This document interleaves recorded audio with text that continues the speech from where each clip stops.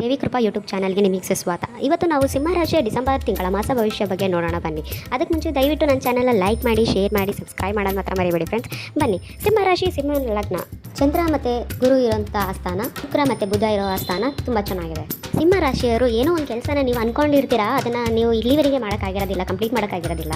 ಅದನ್ನು ಈ ಸಮಯ ನಿಮಗೆ ಒಳ್ಳೆಯ ಸಮಯ ಇದೆ. ಈ ಸಮಯದಲ್ಲಿ ನೀವು ಆದಷ್ಟು ಪ್ರೆಷರ್ ಹಾಕಿದರೆ, ನೀವು ಒತ್ತಡ ಹಾಕಿದರೆ ನಿಮ್ಮ ಕೆಲಸ ಪೂರ್ತಿಯಾಗಿ ನೀವು ಕಂಪ್ಲೀಟ್ ಮಾಡೋ ಸಮಯ ಇದು.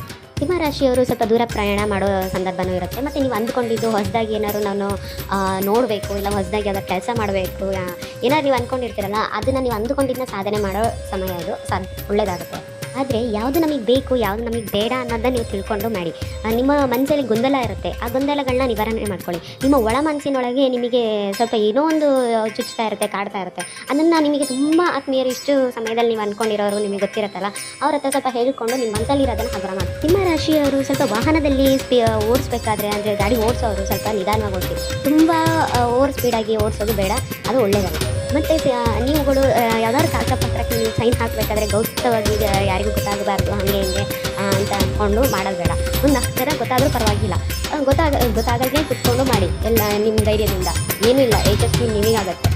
ಶುಕ್ರ ಮತ್ತು ಕುಜ ಇರೋ ಆಸ್ಥಾನ ನಿಮಗೆ ತುಂಬ ಚೆನ್ನಾಗಿರೋದು. ಸುಬ್ರಹ್ಮಣ್ಯ ಸ್ವಾಮಿನ ಆರಾಧನೆ ಮಾಡಿ. ನಿಮ್ಮ ಆರೋಗ್ಯ ವೃದ್ಧಿಗೋಸ್ಕರ, ನಿಮ್ಮ ಎಲ್ಲ ಕೆಲಸದ ಸಕ್ಸಸ್ಗೋಸ್ಕರ ಸುಬ್ರಹ್ಮಣ್ಯಗೆ ಸ್ತೋತ್ರನ ಹೇಳಿ. ಆದಷ್ಟು ಸುಬ್ರಹ್ಮಣ್ಯ ದೇವಾಲಯಕ್ಕೆ ಆದರೆ ಭೇಟಿ ನೀಡಿ, ಇಲ್ಲ ಮನೆಯಲ್ಲೇ ಕುತ್ಕೊಂಡು ಒಂದು ಸಂಕಲ್ಪ ಮಾಡ್ಕೊಳ್ಳಿ. ಎಲ್ಲ ಈ ತಿಂಗಳು ನಿಮಗೆ ತುಂಬ ಯಶಸ್ವಿ ಇದೆ. ಮತ್ತು ಹನುಮಾನ ದೇವಸ್ಥಾನ ಅಕ್ಕಪಕ್ಕದಲ್ಲಿ ಹನುಮಾನ ದೇವಸ್ಥಾನ ಇದ್ದರೆ ಅಲ್ಲಿ ಹೋಗಿ ಬನ್ನಿ, ಪ್ರಾರ್ಥನೆ ಮಾಡಿಕೊಂಡು ನೀವು ಎಲ್ಲಿಯಾರು ಹೋಗಿ ಬರ್ಬೇಕಾದ್ರೆ ಒಂದು ಒಳ್ಳೆ ಕೆಲಸಕ್ಕೆ ಹನುಮಾನ ದೇವಸ್ಥಾನದಲ್ಲಿ ಸಿಗೋ ಕೇಸರಿನ ನಿಮ್ಮ ಹಣೆ ಮೇಲೆ ಇಟ್ಕೊಂಡು ಹೋಗಿ, ಒಳ್ಳೆಯದಾಗುತ್ತೆ. ಮತ್ತು ಹೊಸದಾಗಿ ನೀವೇನಾದರೂ ಹೂಡಿಕೆ ಮಾಡ್ತಾ ಇದ್ದೀರಾ ಅಂದರೆ ಸ್ವಲ್ಪ ಯೋಚನೆ ಮಾಡಿ. ಮತ್ತು ಹಳೆಯ ಹೂಡಿಕೆನೇ ನೀವು ಈ ತಿಂಗಳು ಮುಗಿಸ್ಕೊಳ್ಳಿ. ಅದ್ರ ಬಗ್ಗೆನೇ ಸ್ವಲ್ಪ ನೀವು ಜಾಸ್ತಿ ಇಂಟ್ರೆಸ್ಟ್ ಕೊಟ್ಟು ಇದು ಮಾಡಿ. ಮತ್ತು ಬೇರೆಯವರು ಆಡೋ ಮಾತುಗಳನ್ನ ನೀವು ಸರಿ ತಪ್ಪು ಏನು ಅಂತ ತಿಳ್ಕೊಂಡು ಆಮೇಲೆ ಮಾತಾಡಿ. ಏನೇ ಕೆಲಸ ಮಾಡಬೇಕಾದ್ರೂ ನೀವು ಜಾಗೃತರಾಗಿರಿ, ಸ್ವಲ್ಪ ಯೋಚನೆ ಮಾಡಿ. ಪರಿತಪ್ಪಿದರೆ ಅದು ಸರಿಯಾಗೋದಿಲ್ಲ. ಸರಿಯಾಗಿ ಜಾಗೃತದಿಂದ ನೀವು ಯೋಚನೆ ಮಾಡಿ, ಕೆಲಸ ಯಶಸ್ವಿ ಆಗುತ್ತೆ. ಯಾರು ಏನಾದ್ರು ಹೇಳಿದ್ರು ಅಂತ ಹೇಳ್ಬಿಟ್ಟು ನೀವು ತಿರುಗು ಮಾತಾಡಬೇಡಿ. ತಿರುಗು ಮಾತಾಡಿದರೆ ಅದು ಒಂದಕ್ಕೆರಡಾಗುತ್ತೆ. ಅದ್ರ ಬದಲು ಅವ್ರು ಅಂದಾಗ ಸರಿಯಪ್ಪ ನೀನೇ ಸರಿ ಅಂತ ಹೇಳಿ ಕೈ ಕಟ್ಟಿ ನಿಂತ್ಕೊಳ್ಳಿ. ಅಲ್ಲಿ ಏನಾದ್ರು ನಿಮಗೆ ಒಂದು ದೋಷ ಏನಾದ್ರು ಇದ್ದರೆ ನೀವು ಕೈ ಕಟ್ಟಿ ನಿಲ್ಲೋದ್ರಿಂದ ಅದು ಅಲ್ಲಿಗೆ ಪರಿಹಾರ ಆಗುತ್ತೆ. ಅದೇ ನೀವು ವಾಯ್ಸ್ ರೈಸ್ ಮಾಡಿ ಮಾತಾಡೋದ್ರಿಂದ ಆ ದೋಷ ಅನ್ನೋದು ನಿಮಗೆ ವಾಪಸ್ ಹೊಡೆಯುತ್ತೆ. ಅಂದವರು ದೊಡ್ಡವರಾಗಿ ಬಿಡಿ, ಅದನ್ನು ತಲೆಗೆ ಹಾಕೊಂಬೇಡಿ. ನೀವೇನೇ ನಿಶ್ಚಯಿಂದ ಶ್ರದ್ಧೆಯಿಂದ ಕೆಲಸ ಮಾಡಿದರೂ ನೀನು ಏನು ಮಾಡಿದೆ ಅಂತ ಕೇಳ್ತಾರೆ, ಅದನ್ನು ನೀವು ತಲೆಗೆ ಹಾಕೊಂಬೇಡಿ. ನಿಮ್ಮ ಪಾಡಿಗೆ ನಿಮ್ಮ ಕೆಲಸ ಏನಿದೆ ಅದನ್ನು ಮಾಡ್ಕೊಂಡು ಹೋಗಿ.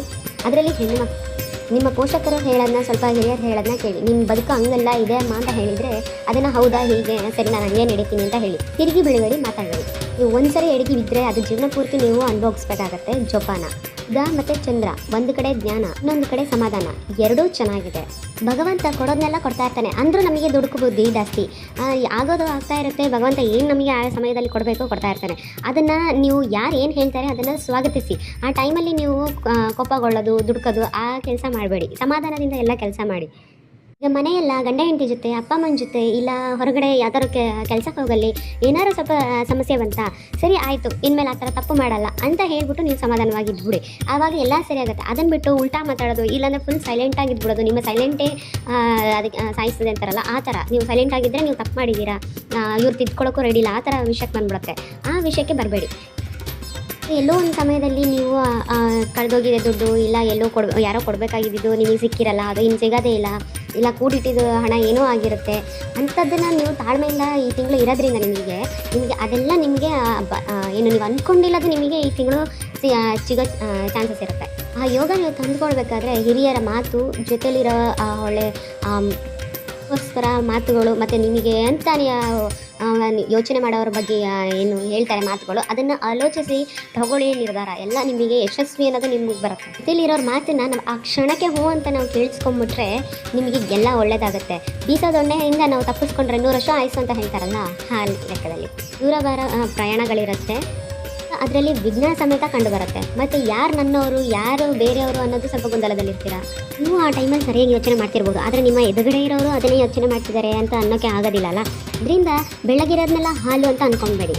ಹೊಸದಾಗಿ ಸಿಗೋ ಸ್ನೇಹಿತರು, ಹೊಸದಾಗಿ ಮಾಡೋ ಕೆಲಸಗಳು ನಿಮಗೆ ನಾನು ಇದು ಮಾಡಲೇಬೇಕು ಇದನ್ನು ಅಂತ ಹಠ ನೀವು ಸಾಧಿಸಿ ಹೋಗ್ತಿರಲ್ಲ, ಅದರಿಂದ ತುಂಬ ನಷ್ಟ ಆಗೋ ಚಾನ್ಸಸ್ ಇರುತ್ತೆ. ಸ್ನಾನ ಇರಲಿ, ಎಚ್ಚರಿಕೆಯಿಂದ ಇರಿ. ಇಂದ ವರ್ತನೆ ಮಾಡಿದರೆ ನಿಮಗೆ ಅಲ್ಲಿ ಯಶಸ್ವಿ ಅನ್ನೋದಿರುತ್ತೆ. ನಿಮಗೆ ಹಣಕಾಸಿನ ವಿಷಯ, ಉದ್ಯೋಗ, ಮತ್ತು ವಿದ್ಯಾರ್ಥಿಗಳು ಓದೋದ್ರ ಕಡೆ ಗಮನ, ವ್ಯಾಪಾರ ಮಾಡೋವಂಥವ್ರು, ಮತ್ತು ಅದರಲ್ಲಿ ಇನ್ವೆಸ್ಟ್ ಮಾಡೋವಂಥವ್ರು ಇದರಲ್ಲಿ ಲಾಭ ಸಿಗುತ್ತಾ ಇಲ್ವಾ ಅನ್ನೋದು ಯೋಚನೆ ಮಾಡೋದು. ಸ್ವಲ್ಪ ಲಾಭ ಸಿಗೋದು ಕಷ್ಟವೇ ಅದು. ನೀವು ಅಂದ್ಕೊಂಡಿದ್ದ ಕೆಲಸ ಎಲ್ಲ ಸಕ್ಸಸ್ ಆಗುತ್ತೆ, ಎಲ್ಲ ಸಮಯದಲ್ಲಿ ಎಲ್ಲ ಆಗುತ್ತೆ ಅಂತಿಲ್ಲ. ಆದರೆ ಆಗುತ್ತೆ. ಆದರೆ ಈ ತಿಂಗಳು ನೀವು ಸ್ವಲ್ಪ ಈ ಸಮಯದಲ್ಲಿ ನೀವು ಹೊಸದಾಗಿ ಏನೂ ಅಷ್ಟಾಗಿ ಪ್ರಾರಂಭ ಮಾಡಿ ಅಂತ ನಾನು ಹೇಳೋಕ್ಕೆ ಬರೋದಿಲ್ಲ. ನಿಮ್ಮದು ಹಳೇದು ಏನು ಪೆಂಡಿಂಗ್ಗಳಿದೆ ಕೆಲಸಗಳು ಅದನ್ನು ಮುಗಿಸ್ಕೊಳ್ಳಿ, ಅದೇ ನಿಮಗೆ ಆಗುತ್ತೆ. ಉತ್ತರ ಕಡೆಗೆ ಮುಖ ಮಾಡಿ ನಿಂತು ನಿಮ್ಮ ಧರ್ಮದ ಗುರುಗಳನ್ನ ಪ್ರಾರ್ಥನೆ ಮಾಡಿ, ನಿಮ್ಮ ಮನೆ ದೇವರನ್ನು ಪ್ರಾರ್ಥನೆ ಮಾಡಿ, ಹಿರಿಯರು ಏನು ಹೇಳಿದ್ದಾರೆ ಅನ್ನೋದು ಯೋಚಿಸಿ. ಸಾಧ್ಯವಾದರೆ ಅರಿಶಿನ ನೀರನ್ನ ನೀವು ದೃಷ್ಟಿ ತೆಗೆದ್ಬಿಟ್ಟು ಆಚೆ ಹಾಕಿ, ಮತ್ತು ಹಳದಿ ಬಣ್ಣದ ಹೂಗಳನ್ನ ದೇವರ ಹತ್ರ ಇಡಿ. ನಿಮ್ಮ ಮನೆ ಹತ್ತಿರದಲ್ಲಿ ಯಾವ್ದಾದ್ರು ಗುರು ದೇವಸ್ಥಾನ, ನಿಮ್ಮ ದೈವ ನೀವು ಮನಸಾರೆ ನಂಬೋ ದೇವರು ಇದ್ದರೆ ನೀವು ಅಲ್ಲಿಗೆ ಹೋಗಿ ಬನ್ನಿ. ಅಲ್ಲಿ ಕೊಡೋ ಪ್ರಸಾದಗಳನ್ನ ಸ್ವೀಕರಿಸಿ ಮನಸ್ಸಲ್ಲಿ ಅಂದ್ಕೊಂಡಿದ್ದು ನಿಮಗೆ ಒಳ್ಳೆಯದಾಗುತ್ತೆ. ಒಂದು ಕಡೆ ಶನೇಶ್ವರನ ಪ್ರಾರ್ಥನೆ, ಇನ್ನೊಂದು ಕಡೆ ಹನುಮಂತನ ಪ್ರಾರ್ಥನೆ. ಹನುಮಂತನ ಪ್ರಾರ್ಥನೆ ಮಾಡೋದ್ರಿಂದ ಒಂದಷ್ಟು ಬರುವ ಸಂಕಷ್ಟ ದೂರ ಆಗುತ್ತೆ. ಶನೇಶ್ವರನ ಪ್ರಾರ್ಥನೆ ಮಾಡೋದ್ರಿಂದ ಒಂದಷ್ಟು ಕರ್ಮಫಲಗಳು ದೂರ ಆಗುತ್ತೆ. ಇದರಲ್ಲಿ ಆರ್ಥಿಕ ಪರಿಸ್ಥಿತಿ ಅಂತ ನಿಮಗೆ ಒಳ್ಳೆ ಸಾಧನೆ ಮಾಡ್ತೀರಾ, ತುಂಬ ಚೆನ್ನಾಗಿರುತ್ತೆ. ಸಂಸಾರದಲ್ಲಿ ಹಣಕಾಸಿನ ವಿಷಯದಲ್ಲಿ ಈ ಥರ ಮಾಡೋದ್ರಿಂದ ಪರಿಹಾರಗಳು ನಿಮಗೆ ಒಳ್ಳೆಯದಾಗುತ್ತೆ. ನಿಮ್ಮ ಆತ್ಮೀಯರು ಇಲ್ಲ ಬೇರೆಯವರು ಏನೋ ಹೇಳಿದ ಮಾತನ್ನು ನೀವು ಕೇಳಿಸ್ಕೊಂಡು ಏನೋ ಸಮಾಧಾನ ಮಾಡಿದ್ರು ಅಂತ ಕೇಳಿಸ್ಕೊಂಡು ನನಗೆಲ್ಲ ಸಿಗುತ್ತೆ ಅಂದ್ಕೊಂಡು ನೀವು ಮುಂದೆ ಹೋದರೆ ಎಲ್ಲೋ ಒಂದು ಕಡೆ ಹೋಗಿ ಒಂದು ಪಾತಾಳಕ್ಕೆ ಬೀಳೋವಂಥದ್ದು. ಅಂದರೆ ಇಲ್ಲಾಂದ್ರೆ ನಾವು ಏನೋ ಇದು ಒಬ್ಬಂಟಿಯಾಗಿ ನಿಂತಂಗೆ ನಿಮಗೆ ಆಗುತ್ತೆ. ತಂದು ಅನ್ನೋದು ನೀವು ಮರೆತು ಬಿಟ್ಟು ಸಮಾಜದಲ್ಲಿ ಎಲ್ಲೋ ಒಂದು ಕಡೆ ಪ್ರತ್ಯೇಕವಾಗಿ ಜೀವನ ಕಟ್ಕೊಳ್ಳೋ ಕೆಲಸಗಳಿಗೆ ಮುಂದಾಗಿ ಸಮಸ್ಯೆ ಅನ್ನೋದು ನಿಮ್ಮ ಮನೆ ಬಾಗಿಲಿಗೆ ತಂದುಕೊಳ್ತೀರಾ. ಸಾಧ್ಯವಾದಷ್ಟು ನೀವು ಅನುಭವಿಸ್ತಿರೋ ಮಾತನ್ನ ಮತ್ತು ಬೇಕು ಬೇಡಗಳನ್ನ ನೀವು ಮತ್ತು ಯಾರು ಏನು ಸರಿ ಹೇಳ್ತಿದ್ದಾರೆ ಅಂತ ನೀವು ಸ್ವಲ್ಪ ಆಲೋಚನೆ ಮಾಡಿ ತಗೊಳ್ಳೋ ನಿರ್ಧಾರದಿಂದ ನಿಮಗೆ ಯಶಸ್ವಿ ಆಗುತ್ತೆ ಹೊರತು ನೀವು ಬೇಡದ ವಿಷಯಕ್ಕೆಲ್ಲ ನೀವು ತಲೆಗೆ ಹಾಕ್ಕೊಂಡು ಅವೆಲ್ಲ ಎಲ್ಲ ಹೇಳಿದೆಲ್ಲ ಒಳ್ಳೇದು ಅಂತ ಅನ್ಕೋಬೇಡಿ. ಮತ್ತು ನಾನು ಮಾಡ್ತಿರೋ ಕೆಲಸ ಸರಿಯಾಗಿದೆಯೋ ಇಲ್ಲವೋ, ಇಲ್ಲ ನನ್ನ ಜೊತೆ ಇರೋರು ಶತ್ರು ಆಗ್ಬಿಟ್ರೋ ಏನೋ ಅಂತ ಮನಸ್ಸಿನಲ್ಲಿ ನೀವು ಗೊಂದಲವಾಗಿದ್ದೀರಾ. ಮತ್ತು ಅದ್ರ ಜೊತೆಗೆ ನಿಮಗೆ ಸ್ವಲ್ಪ ಆರೋಗ್ಯ ಸಮಸ್ಯೆ ಸಮೇತ ಕೈ ಕೊಡ್ತಾ ಇದೆ. ಆಹಾರ ಕ್ರಮ ನಿಮ್ಮದು ಚೆನ್ನಾಗಿದೆ, ಆದರೆ ಅತಿಯಾದಂಥ ಒತ್ತಡ, ಬೆನ್ನೋವು, ಮೊಳಕಾಯಿ ನೋವು, ಮಂಡಿ ನೋವು ಇಂಥ ಸಮಸ್ಯೆಗಳು ಕಂಡುಬರುತ್ತೆ. ಯಾರನ್ನ ನಂಬಿರ್ತೀರಲ್ಲ, ನಂಬಿತ್ತಂಥವ್ರನ್ನ ಮಾತುಗಳನ್ನ ನಿಮಗೆ ಈಗ ಹೊಟ್ಟೆಗೆ ಹಾಕೊಳ್ಳೋಕ್ಕೂ ಆಗಲ್ಲ, ಇಲ್ಲ ತಿರುಗಿಸಿ ಮಾತಾಡೋಕ್ಕೂ ಆಗಲ್ಲ ಅನ್ನೋ ಪರಿಸ್ಥಿತಿಲಿ ಇರ್ತೀರಾ. ಅದರ ಜೊತೆಗೆ ವಿದ್ಯಾರ್ಥಿಗಳು ಓದೋದ್ರಲ್ಲಿ ಸ್ವಲ್ಪ ಹಿಂದೆ ಹೋಗ್ತಾ ಇದ್ದೀರಾ. ವ್ಯಾಪಾರದಲ್ಲಿ ನೀವು ಅಂದುಕೊಂಡ ಮಟ್ಟಿಗೆ ನಿಮಗೆ ಯಶಸ್ವಿ ಆಗ್ತಾ ಇಲ್ಲ, ಅಂದುಕೊಂಡಿದ್ದ ಅಮೌಂಟ್ ನಮಗೆ ಬರ್ತಾ ಇಲ್ಲ, ಈ ಥರ ಗೊಂದಲದಲ್ಲಿ ಇರ್ತೀರ. ಈ ಗೊಂದಲದಲ್ಲಿ ನೀವು ಮಹಾವಿಷ್ಣುವಿನ ಪ್ರಾರ್ಥನೆ ಮಾಡಿ ಒಂದಷ್ಟು ತುಳಸಿ ದಳಗಳನ್ನ ತೊಗೊಂಡೋಗಿ ಅರ್ಚನೆ ಮಾಡಿಸಿ, ಒಂದು ಕಪ್ಪು ಮತ್ತು ಬಟ್ಟೆ ಮತ್ತು ಎಳ್ಳು, ಆದರೆ ಕಬ್ಬಿಣದ ಬಾಣಲಿ ಮತ್ತು ಎಳ್ಳೆಣ್ಣೆ ಇದನ್ನು ನೀವು ಶನಿದೇವರಿಗೆ ಕೊಟ್ಟು ಪ್ರಾರ್ಥನೆ ಮಾಡಿ. ಆದರೆ ಒಂದ್ಸರಿ ಯಾವ್ದಾದ್ರು ಪುಣ್ಯಕ್ಷೇತ್ರಗಳಿಗೆ ಹೋಗಿ ದರ್ಶನ ಮಾಡಿ ಬನ್ನಿ, ಇದರಿಂದ ಉಳಿತನ್ನು ಕಾಣ್ತೀರಾ. ಒಳ್ಳೆಯದಾಗಲಿ ಎಲ್ಲರಿಗೆ ಅಂದ್ಕೊಂಡು ಶುಭೋದಯ.